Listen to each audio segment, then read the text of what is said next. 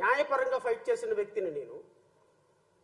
కోర్టులో కేసులు 100 కేసులు వేసి ప్రభుత్వం పాలసీస్ని మార్చిన వ్యక్తిని నేను. ఎక్కడ దళిత బిడ్డలకి, బహుజన బిడ్డలకి, నిరుపేద బిడ్డలకి, మహిళలకి, చిన్నపిల్లలకి అన్యాయం జరిగితే అక్కడికి వెళ్ళి కొన్ని వేల రౌండ్ టేబుల్ సమావేశాలు నిర్వహించి ప్రజల్లో చైతన్యం తీసుకొచ్చిన వ్యక్తిని నేను.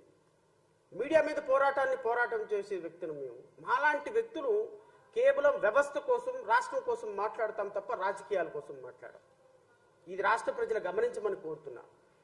తెలుగుదేశం పార్టీ పేటీఎం బ్యాచ్ ఎవరైతే ఉన్నారో, తెలుగుదేశం పార్టీ ఎవరెవరైతే తెలుగుదేశం పార్టీలో ఈరోజు మేమేదో మాట్లాడుతున్నాం కాబట్టి మాట్లాడుతున్న ప్రతి ఒక్కరికి ఒక పార్టీ రంగు పులుముతున్నారు. అలాంటి వ్యక్తులందరికీ చెప్తున్నా, తెలుగుదేశం పార్టీ అధికారంలోకి వచ్చిన తర్వాత ఈ రోజు బౌ అని మాట్లాడుతున్నారు. కానీ మీరు 2019 నుంచి 2024 వరకు ఏ ఒక్కడు మాట్లాడేవాడు ఎవడు లేడు. ఇప్పుడు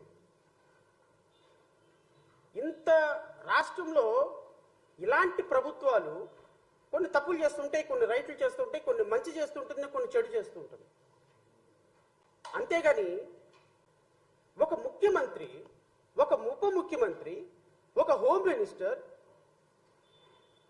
ఒక జలవనరుల శాఖ మంత్రి, ఒక మంత్రివర్గం ఇంత దుర్మార్గంగా, ఇంత అప్రజాస్వామికంగా, ఇంత నిర్లజ్జగా, ఇంత సిగ్గు లేకుండా పరిపాలించినటువంటి ప్రభుత్వం బహుశా 5 సంవత్సరాలకి సరిపడా తప్పులు 100 రోజుల్లో ఈ కూటమి ప్రభుత్వం చేసేసిందేమో అనిపిస్తుంది నాకు. 5 సంవత్సరాలకు సరిపడా తప్పులు. నిన్న